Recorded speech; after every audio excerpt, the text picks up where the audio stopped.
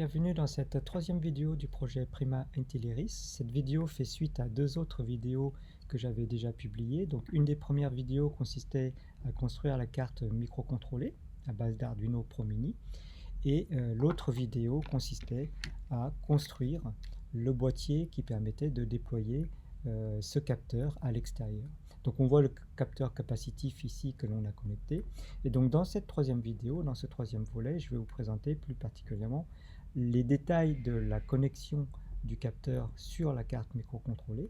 Et puis, le plus important, comment vérifier que les données sont bien transmises en LoRa sur la passerelle IoT. A très vite donc dans cette vidéo.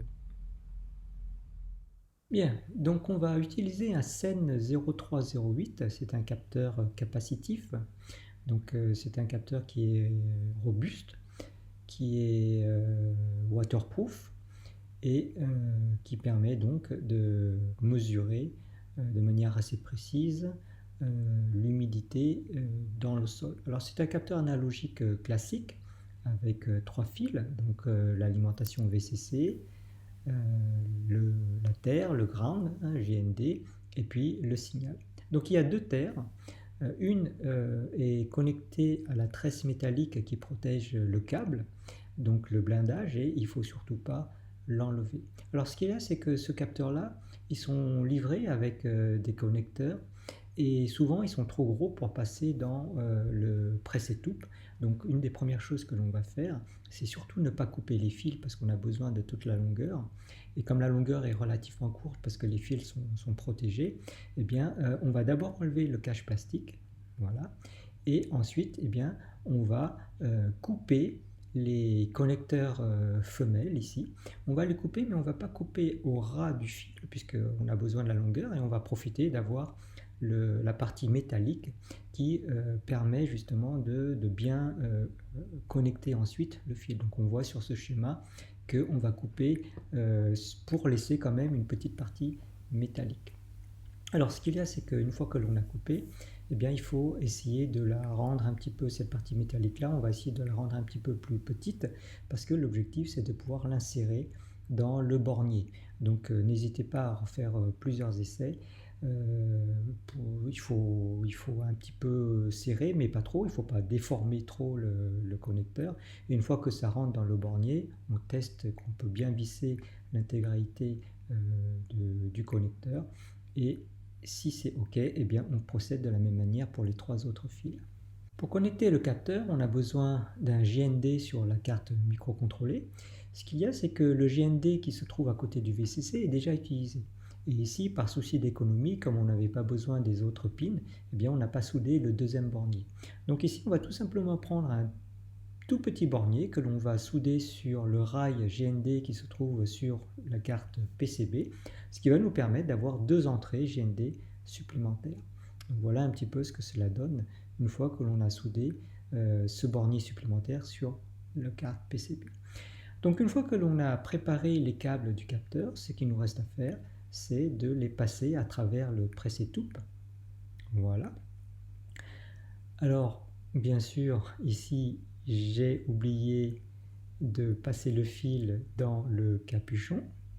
Donc on passe d'abord dans le capuchon et on passe ensuite dans le press et toupe.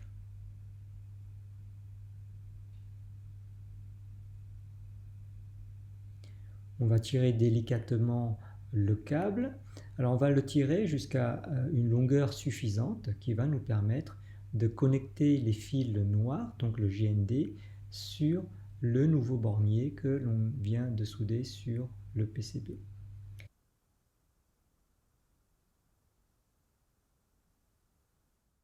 Sur le gros plan ici, on voit comment on a connecté les deux fils GND sur le bornier que l'on vient de souder. Et on voit aussi que le fil jaune, le fil du signal, est connecté à l'entrée A0 et le fil d'alimentation du capteur, le fil rouge, est connecté à l'entrée A1. Donc une fois que tout ça est bien mis, eh bien, on peut sécuriser, on peut visser les borniers pour bien fixer les fils sur les borniers à vis.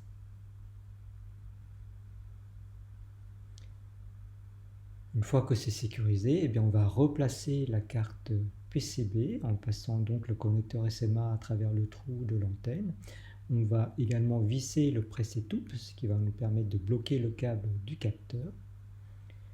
Et une fois que tout ça est bien fixé, eh bien on peut positionner mieux la carte PCB si besoin, et également, si besoin, rectifier la position des fils afin que l'ensemble soit bien propre.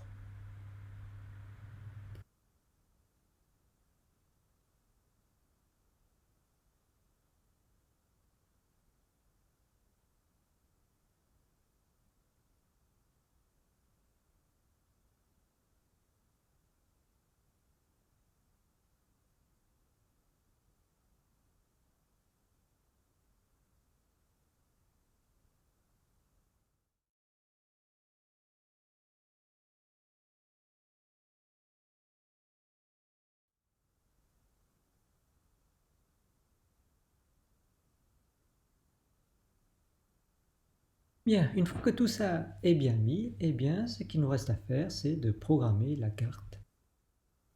Donc on prend un connecteur FTDI qui va nous permettre de relier la carte à un ordinateur par USB. Donc bien faire attention à aligner le VCC et surtout à injecter du 3,3 volts puisque notre carte, rappelez-vous, n'a plus de régulateur de tension. Donc pour récupérer le code, on va passer par le site web du projet. Donc on cherche Prima Intelliris dans Google, on trouve le site web, voici le site web ici. Et si vous voulez regarder les différentes sections du site web, je vous invite à le faire. Ici, on va tout simplement dérouler pour accéder au lien sur le GitHub. Et en cliquant sur le lien du GitHub, eh bien, on tombe sur le GitHub du projet dans lequel ce qui va nous intéresser, c'est de récupérer le code Arduino qui va nous permettre de programmer la carte. Alors ici, il suffit de tout récupérer dans un fichier zip qu'on va donc télécharger sur l'ordinateur.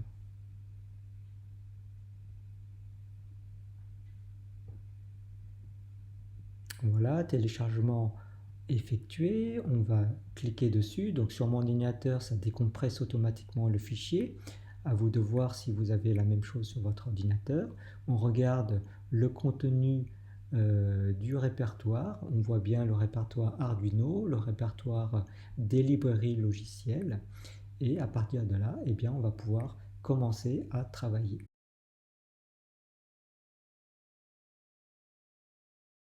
On va placer le répertoire que l'on vient de télécharger sur le bureau et on va pouvoir lancer l'environnement de programmation Arduino. Donc si besoin, récupérer la dernière version de l'environnement de développement. Ici, j'ai pris la version 1.8.13, ce n'est pas forcément la dernière. Donc la première chose que l'on va faire, c'est qu'on va aller dans Préférences et puis on va indiquer l'endroit pour l'environnement de développement Arduino où se trouve notre programme. Donc ici, je sélectionne le répertoire que je viens de prendre, je sélectionne le répertoire Prima Intelliris et dedans, je sélectionne le répertoire Arduino dans lequel il y a les codes et les librairies.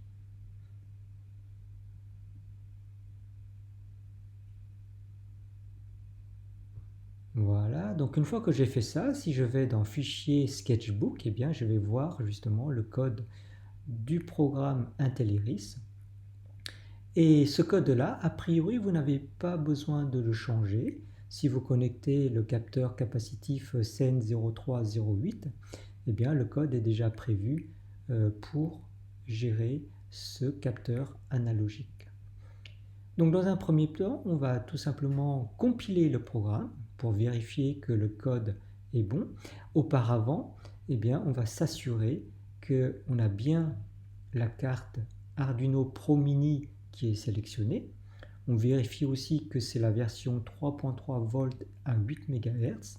Et ici, eh bien, on a déjà le port série qui est connecté sur votre ordinateur. Peut-être que vous aurez besoin de le sélectionner. Donc, comme je le disais, on va compiler. On vérifie que tout se passe bien, que les librairies sont trouvées, qu'il n'y a pas d'erreur. Bon, a priori, il n'y a pas d'erreur. Une fois que la compilation est réalisée, eh bien, on va pouvoir programmer la carte.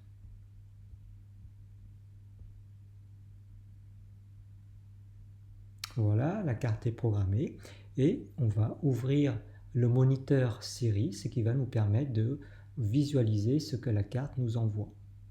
Donc on voit ici que la carte démarre et on voit justement la valeur qui est envoyée. Donc on voit une valeur relativement haute, supérieure à 700, tout simplement parce que le capteur est à l'air libre. On va ensuite prendre un grand verre d'eau dans lequel on va mettre le capteur jusqu'au trait recommandé. On appuie sur Reset pour envoyer une nouvelle donnée. Et on voit la valeur qui est mesurée par le capteur. Donc là, on voit une valeur très petite qui représente à peu près la valeur maximale du taux d'humidité que le capteur pourrait mesurer. Il est intéressant de regarder la doc technique de ce capteur pour la calibration, par exemple, et on voit ici que le capteur envoie des valeurs très petites lorsque le sol est très mouillé.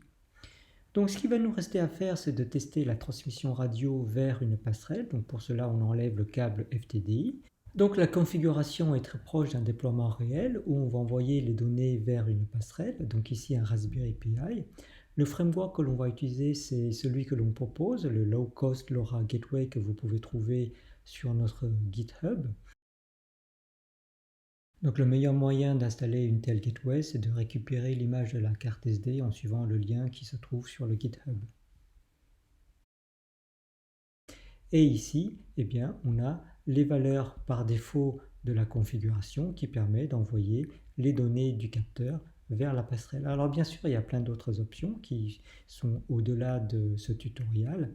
Vous pourrez regarder tout cela sur notre GitHub.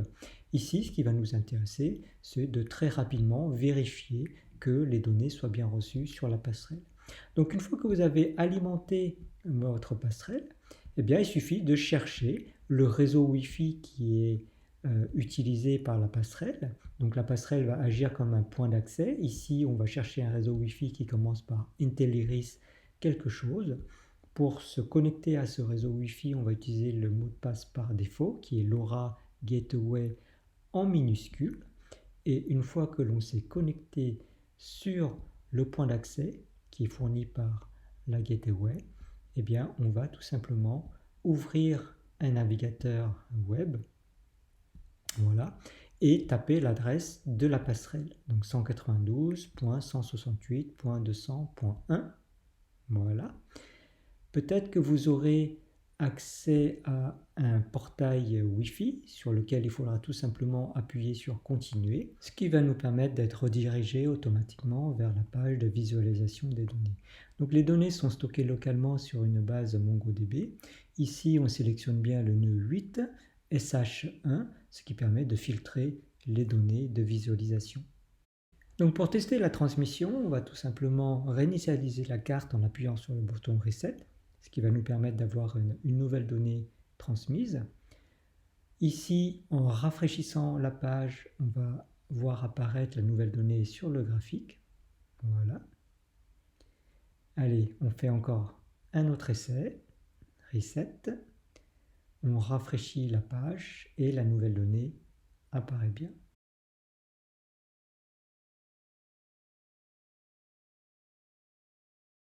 Donc l'heure sur la gateway est exprimée en UTC. C'est la raison pour laquelle il y a un décalage par rapport à l'heure sur mon ordinateur que vous avez sans doute remarqué.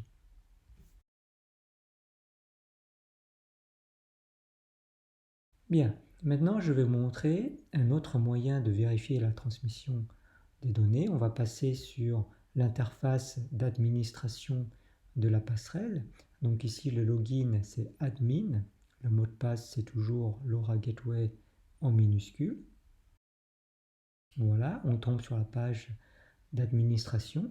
Ici, on voit que la passerelle n'est pas connectée à l'Internet. Alors, c'est normal puisque dans le projet Intelliris, on veut une passerelle aussi autonome que possible, c'est-à-dire que tous les traitements vont se faire en local, avec un stockage local sur la base de données MongoDB. Ici, la dernière réception du paquet radio est affichée et on va tout simplement réinitialiser la carte pour pouvoir récupérer un nouveau paquet. Donc en rafraîchissant la page, on va mettre à jour la date de dernière réception. Voilà, c'est fait. Et on constate qu'il y a toujours ce décalage d'1 heure par rapport à l'heure de la passerelle. Bien, maintenant je vais vous montrer une dernière méthode qui utilise le packet logger. Alors l'avantage du packet logger, c'est qu'on n'a pas besoin de rafraîchir puisque le rafraîchissement se fait automatiquement en fonction des réceptions des paquets.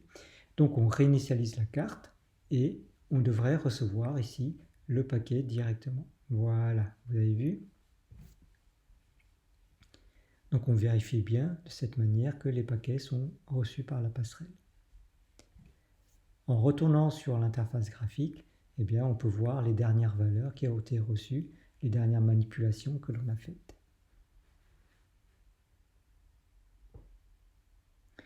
Donc, on peut également faire tout cela avec un smartphone ou une tablette. C'est d'ailleurs très pratique plutôt que d'avoir un ordinateur.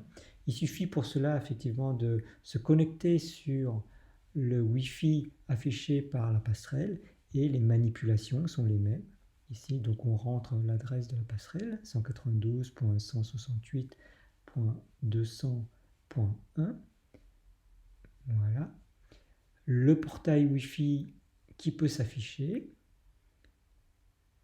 Et ensuite, la page de visualisation des données.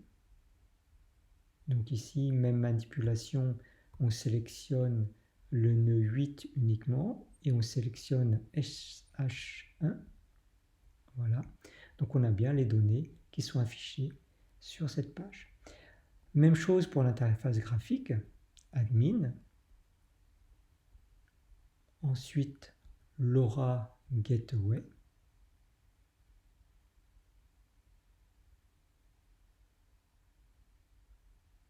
Voilà. On devrait tomber sur l'interface d'administration, comme tout à l'heure. On voit bien la dernière réception. On va aller utiliser le packet logger. Et on voit bien les réceptions de paquets. Donc, ce qui nous permet de vérifier très rapidement que l'ensemble capteur plus gateway fonctionne bien. Voilà, c'est la fin de cette vidéo. J'espère que le contenu vous aura plu, que vous l'avez trouvé intéressant. Et je vous dis à bientôt pour d'autres vidéos.